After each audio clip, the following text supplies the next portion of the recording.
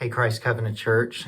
We have some important things on our update this week on our Connect email. So I hope you read through and see what's going on there. One thing I want to point out to you is our brand new Institute class starting this week for the adults on the holiness of God. This is a study done by R.C. Sproul, and it's a study that we as elders are going to lead our Institute class through. So hope you will plan to be a part of this. We put a lot into these classes in order to equip and disciple our people on Sunday mornings at 9:30. So would love to have you join in and be with us for that starting this Sunday.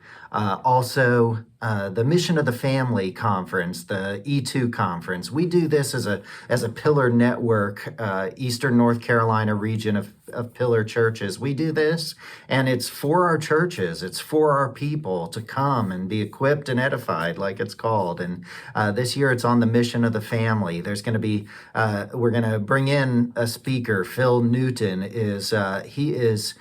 he works for the Pillar Network as kind of a pastor to the pastors. I've spoken to Phil on many occasions, and he has been helpful as a mentor to me. And so he's going to be there, and then some of our guys are going to speak, and we're all going to lead some breakout sessions. And so hope you would sign up and plan on being with us on April 27th for the Pillar Conference. It would be great if you would go ahead and sign up for that.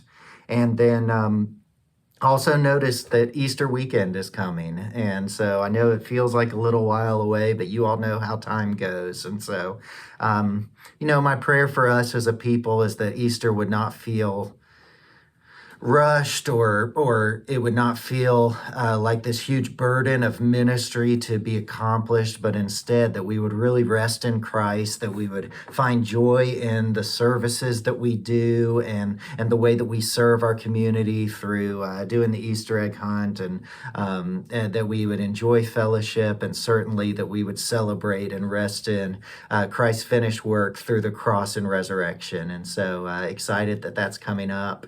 As we continue in Hosea, this week we'll be in Hosea 2. And I know in the Old Testament prophets, they say hard things, difficult things to hear. But I pray that as we see the seriousness of our sin, that we would also, as that grows in us, just the seriousness of sin and judgment, that also what would grow in us is the greatness of the gospel of Jesus Christ and the beauty of it, and our great need for it, and that we would desire to share it more with others who need it so desperately, and that as we worship Christ and as we equip the saints, we would also have a passion to go and reach the world for Christ as we see just how beautiful this gospel is, and just what it saves us from, what Jesus saves us from. And so looking forward to thinking about the true love of God, the faithful love of God. What does true faithful love look like from God, and how we should experience that and then reflect it to others. We're going to see that in Hosea 2 this Sunday as we gather to worship. I pray you have a great rest of the week in the Lord, and look forward to seeing you Sunday.